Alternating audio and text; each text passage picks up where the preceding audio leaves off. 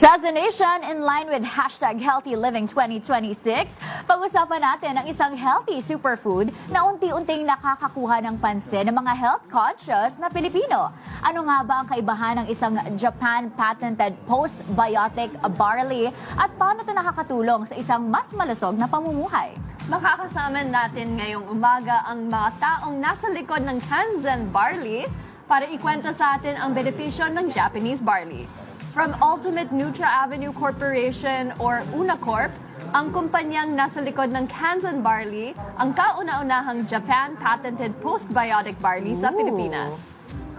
Kasama natin ngayon si Coach Love Agudo, formulator ng Kanzen barley, at si Tita Joy Nuska, President and co-founder ng Ultimate Nutra Avenue Corporation. Good morning po! Welcome po sa Treasure Mornings. Maraming salamat po at binisita nyo kami, ano? Yes. Simulan na po natin ang kwentuhan natin. Paano po ba nagsimula itong Ultimate Nutra Avenue Corporation? At paano nabuo yung Kanzen barley? So, ako po kasi ay nag-work po sa isang food manufacturing company. And then, si Tita po, nag-decide po siya na bakit hindi tayo makapag-formulate ng isang unique na product na pwede nating may offer sa market at an affordable price. So, ang dami na kasing barley sa market, so sobrang dami na niya. Pero sabi ni Tita, bakit hindi natin gawin siyang unique para, alam niyo na, meron traction sa market. Yes. Well, speaking of unique, sir, ano ba yung Kanzen barley at ano yung pagkakaiba nito sa mga karaniwang barley products na nakikita na natin sa merkado since nasabi nyo nga, ang dami ng barley products on the market? Yes po. Meron po kasi kaming naging partner, pwede ko naman siguro sabihin, ito po ang Mitsubishi Corporation. So kilala siya sa sasakyan. Pero this time, naglabas sila ng isang klase ng research na tungkol sa food. So nagkaroon sila ng food division po na related sa food research. Yung food research na yun specifically para po sa mga advanced na tungkol sa health. Isa po doon yung L137 postbiotic.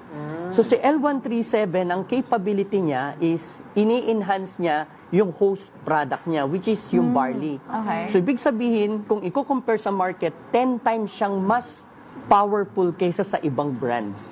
Powerful in terms of what, sir? Powerful kasi ang mode of action niya, pagtanggap niya sa katawan po natin, pagbagsak po niya sa microvilli po, ang nangyayari po sa kanya, nakikilala po siya ng ating gut and brain axis as immunobiotic. What does that mean, sir? Immunobiotic meaning, ang role po niya, live microorganism siya na ang role niya ay pataasin ang immune system natin. Correct ko lang, hindi lang pataasin, kundi immodulate. Ibig sabihin, may times kasi na kailangan tumaas ang immune system, may times na kailangan ibaba. Lalo na kung sakaling ang tao ay nagsasuffer from allergies, bagong transplant, may autoimmune diseases, so dapat na modulate yung immune system. We've heard about mga prebiotics and probiotics. Yun ang magandang tanong. Ano nga ba yung difference niya? Ano po yung difference Yes sa po. postbiotics? Ang difference po niya, yung prebiotics po ay pagkain ng good bacteria. Ang good bacteria, si probiotics. Sa usual na term na ginagamit po ng ChatGPT, ng AI, or any other platform po, ang paliwanag po lagi nila, pag kumain si probiotic ng prebiotic, postbiotic yon. Yun po yung usual na paliwanag. Pero sa Mitsubishi Corporation, ang ginawa po niya, lab harvested. Ibig sabihin, at the peak performance ng probiotic, kinuha kagad siya at hinarvest. So yun yung difference niya against other postbiotics. So hindi lang to katulad ng ibang usual na postbiotic.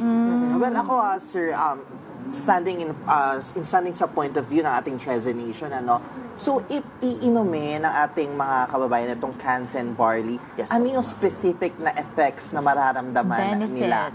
In benefits. Hindi po namin kiniklaim na gamot. So let's be clear. Yes. Okay. Siyempre po, ginagalang po natin ng Food and Drug Administration na alam natin kung saan lang tayo.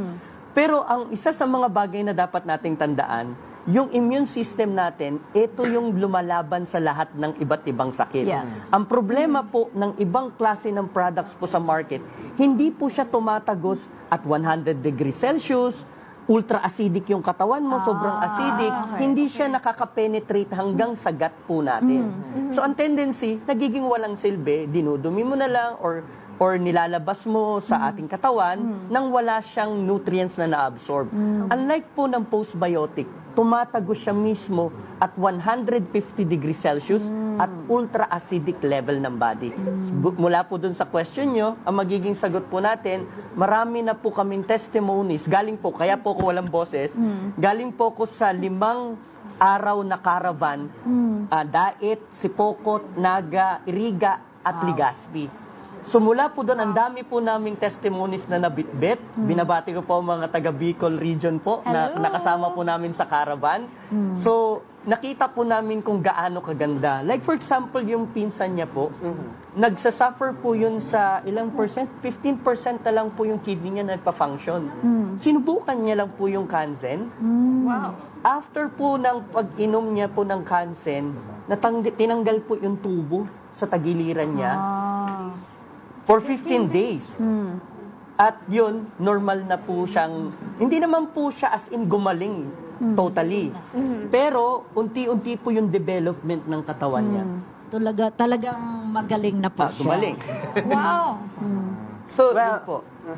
Well, ngayon sir, of course, gusto natin, pwede nyo nang i-promote and if mag-follow kung saan pwedeng makuha itong Kansen Barley. So, sa ating pong Trece Nation, so, pwede nyo pong i-search via Google or any other browser po ang Kansen Barley. Search lang po hashtag Kansen Barley at lalabas po tayo sa lahat ng social media platforms po. Yun po yung advantage ng ating technology ngayon. Medyo advanced na po tayo at madali na po tayong i-search. Ayan. Panghuli na lang, sir. How would you like to invite yung Trece Nation nga?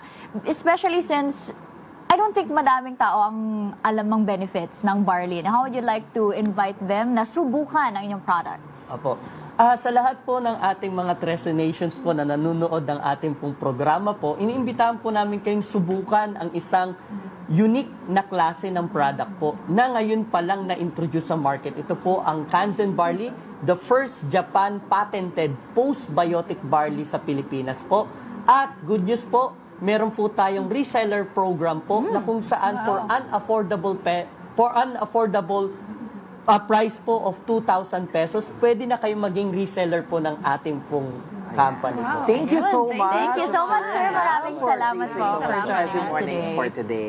Well, Trece Nation, muli po, at narito po muli ang listahan ng mga nagsuspindi ng klase ngayong araw, Biyernes. In all levels po, walang pasok sa Abra, Bataan, Batangas, Benguet, Cavite at Laguna. All levels din na walang klase sa Caloocan, Las Piñas, Malabon, Mandaluyong, Manila, Marikina, Muntinlupa, Navotas, Parañaque, Pasay, Patero, San Juan, Taguig at Valenzuela. Suspended din ang klase sa ilang bahagi ng mga sumusunod na lugar sa Occidental Mindoro, Pampanga, Bulacan, Pangasinan at Rizal. Habang wala naman pong face-to-face classes o no face-to-face classes lang naman sa Bugalyon, Dagupan City, Mangaldan at San Carlos City sa Pangasinan. Gayun din sa Hermosa, Bataan, Naik, Cavite at San Fernando City, Pampanga. Tumutok lang sa IBC News para sa iba pang mga announcement. Ayan, Trece Nation, mag-iingat po tayo and huwag kayong aalis dahil magbabalik pa ang Trece Morning.